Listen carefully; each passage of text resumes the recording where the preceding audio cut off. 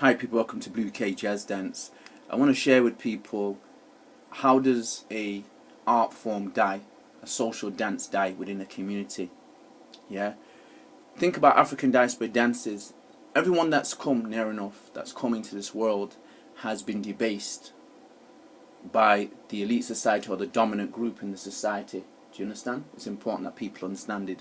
And then appropriated by that culture and actually change the culture of its change is important for people to understand. This is an amazing photograph. This is a photograph of me on the left, and this is a photograph of my teacher. This is my teacher, a gentleman called Thomas Olajude Ojueso, was born in 1888, and this is his brother. Yeah, they were in Kenny Graham's Afro-Cubist band. This is the first ever Afro-Cubist album ever done in Britain between 50 and 53. It was considered to be progressive music. They were on radio. They toured. They were together for 2 years, but what happened was no one would invest in this music. So eventually they had to disband. They couldn't make no money from it. Do you understand? You need investors. So my talk is about how my teacher's music, he was very much interested in jazz music. He is an individual who played Latin American music for people to dance, the normal waltzes, etc., Latin American dances, etc. But he played for Shirley Bassey, he played with Edmund Ross, my teacher, did films. And basically, as individuals, they were exploited. So one of the key things was, when you don't have investment in a culture and that people have been exploited, you can't make no money from it, they retire from it. So that's what he had to do eventually. He couldn't live. He couldn't make sustainable wealth, and that's been one of the key things how African diaspora culture was killed off, was there was no investment or people exploiting individuals. So me and my teacher, I was with him for 7 years, from 1984 till his death in 1991. I was going to look after him for the rest of his life as an individual, and what happened, he died 2 weeks before I did that. He was my coach, he was my mentor, he's the person that told me about the business. He told me not to get involved in the commercial industries, which I did not. Keep to the arts, come from a cultural basis route. He gave me some great advice as an individual. I shadowed him. He gave me internships. He got me in projects. I got employment through him. Anybody who worked with him, I went on to do workshops, etc., etc. He said, so I give you is gold. And what he gave me was leadership skills. What he gave me was management skills. He gave me understanding of the commercial industry, is what my teacher gave me. And this is me as an individual, still celebrating him as an individual. Through him, I'm still dancing. I got understanding of my African roots and how African music came into Cuba, into the Caribbean, the significance of it. As an individual, he was my teacher. He's from Nigeria. It's important that people understand. And he was a very caring person because he had been brought up as an orphan. So he had this caring thing to give back to his community, and he gave back to his community. Now, one of the key things I'm really giving people understanding, talk about investment, you need people to invest in you, the wider culture needs to invest in you, is important, because how my culture of UK jazz dance died was because of that. What happened was the key culture, the dominant culture, was disrespecting, debasing my art form. That's the first thing. And debasing the dancers, saying that the dance gives you negative characteristics and negative character traits, which had been done before. All the dances that we created, but if you look at swing and look at a program by Ken Burns and look at jazz and look at swing, you'll see that they debase swing. So think about it from the Germans' perspective. The Gestapo in Germany, what did they say? That this music leads to negative character traits in Germany. So understand what I'm talking about today. But it was in America and all over the world, the elite identified jazz musicians. The dance is making people go crazy, losing their conservativeness, and it wasn't. It was helping people to have self-expression and to develop themselves creatively. That's all the dance done, and it created better cultural awareness.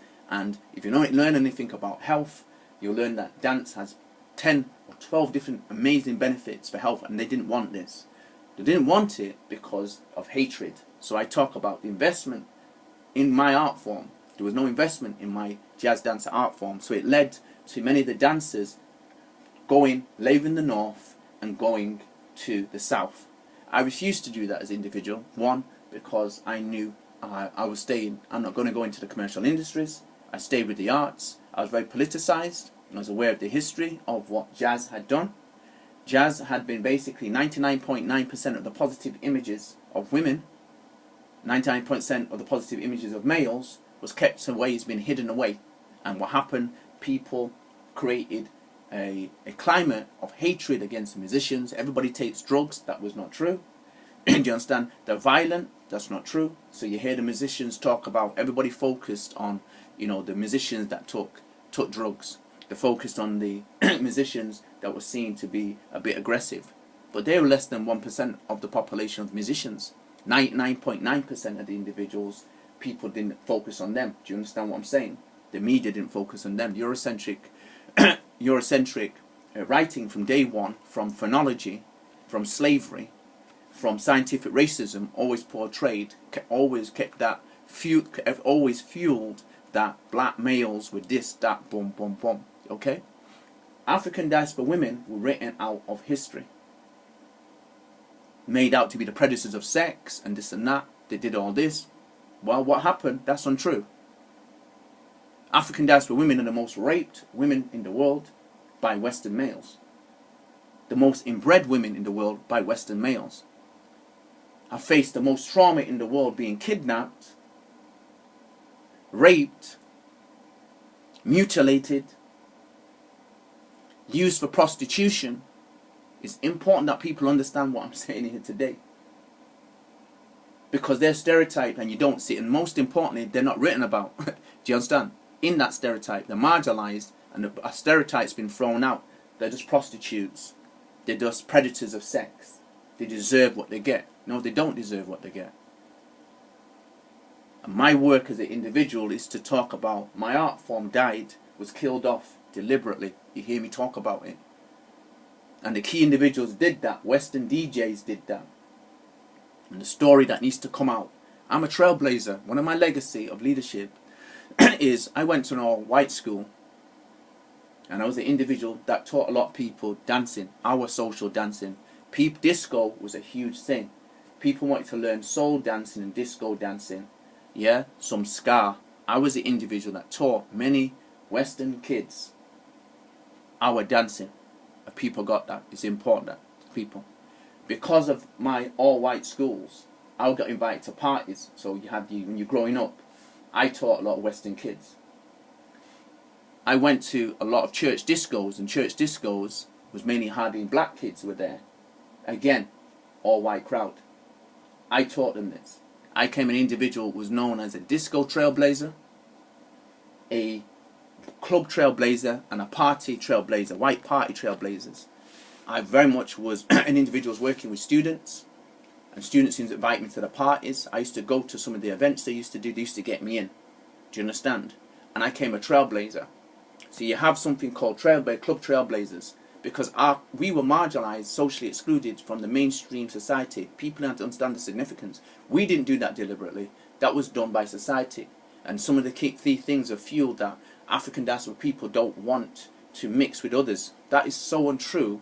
I can't even tell you that. But that's a stereotype, you understand? Part of my world of dance is quite ironic. Is I went to do contemporary dance. Only a few black people's there. So basically, I became a person that brought about social cohesion, social harmony, because people had stereotypes. I did ballet. I brought my culture to ballet. In the ballet world, there were social stereotypes about us. You understand? Different genres. I did tap.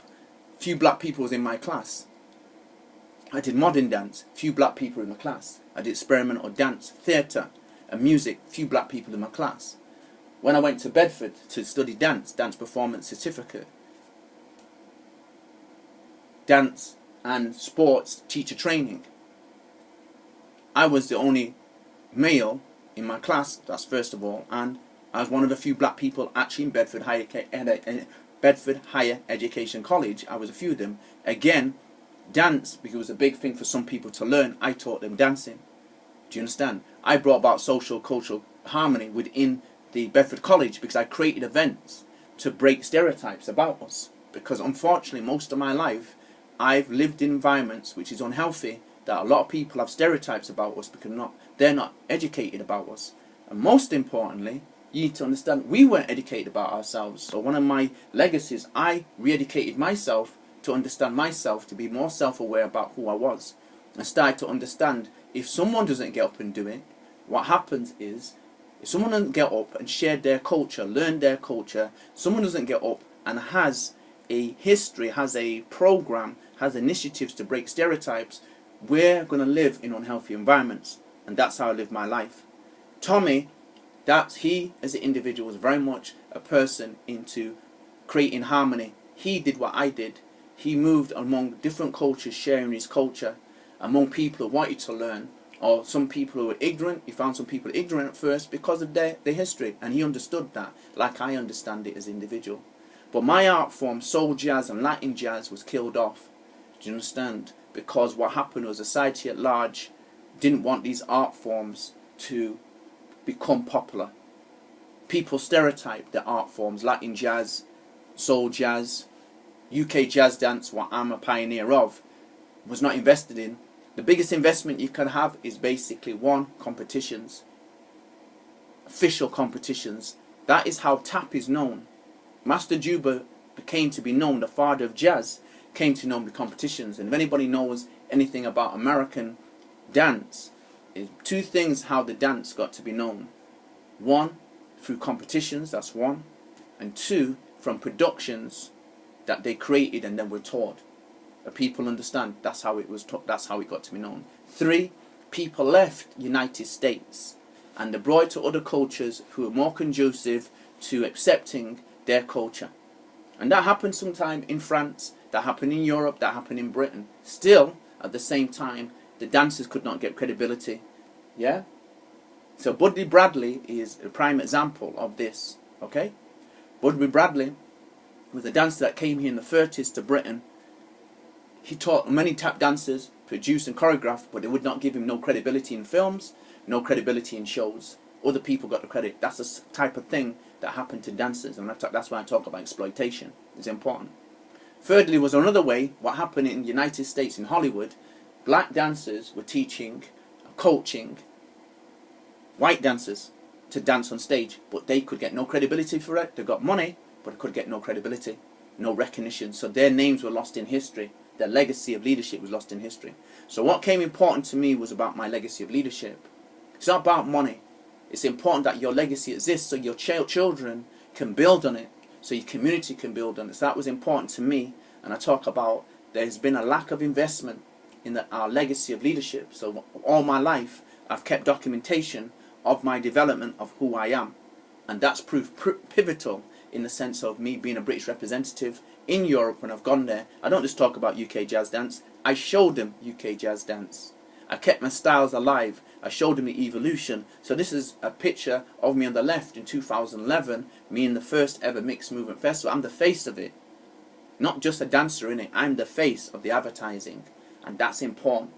It says 10,000 words. Not just 1,000. This is advertising for a business event. Do you understand? It says 10,000 words. It says 1,000 words in arts, 10,000 words in the sense of advertising. My teachers, when people on records, that's part of the legacy that I can share with individuals. This is my teacher, Thomas Alaji J. Ojoeso. He was a percussionist, but he was more than a percussionist. He was a great ambassador of African music and dance. Do you understand? And culture. And here's a picture of him. So I can always was an individual that researched, looked for visual information, because visual information and text. So one of the key things you'll see that when whites wrote about blacks in the 50s, they didn't write about them in a positive light. Not many of them. You need to understand that. Many people wrote on the dancers, wrote on the musicians or dancers. They don't even know the culture. They don't know the background. That's how arrogant mainstream society was. Because how could they be arrogant? Because they dominated it. They dominated the places where the musicians played or dancers dance. So people, the power base was very, very hard for individuals. It's important that people understand. And that's how they killed off people's cultures. And my culture was killed off. But I kept it alive. So what happened is, no, there's no culture of UK jazz dance in Manchester. We have progressive DJs. We have progressive dance events. But one of the key things we're lacking is progressive dancers. They've been lost. We have a lot what we've called cloning. So from the 1990s, people started to clone other people's cultures. The integrity to develop your own invest in your own learning, thinking and development, your own ideas of interpreting music had been lost. And that's what we see around the world today. Some great dancers though, there's some great independent, creative dancers that are out there, progressive dancers. But I talk about my culture's been lost. So I'm living that culture independently myself from wherever I am. Do you understand? And our art form started as socially. And what happens, because the culture's killed off, you as an individual have to go to stage, because that's the only last place for you. That's historically what happened to jazz musicians. When bebop killed off, what's left is the stage. But it's important when you go to stage, what you do, you have to learn the history. What can happen is your people can lose who you are, because another social dance comes up. And it's important to keep yourself at the forefront of social dancing, and that's what I've done as an individual. Yeah, kept myself at the forefront of social dancing. So what was beautiful with mixed movement was mixed movement led into a New York style night. Mixed movement was an event. What happened was one was on stage and one was off stage in a space where individuals came to a space and had where people saw dancers, and it was informal activity where people danced with 8 dancers, and then it had a wild card for people who wanted to get involved in it, to put together 2 dancers who never danced together, different styles. So what happened was the woman who created it, Dawn Crandall, she wanted to develop an organic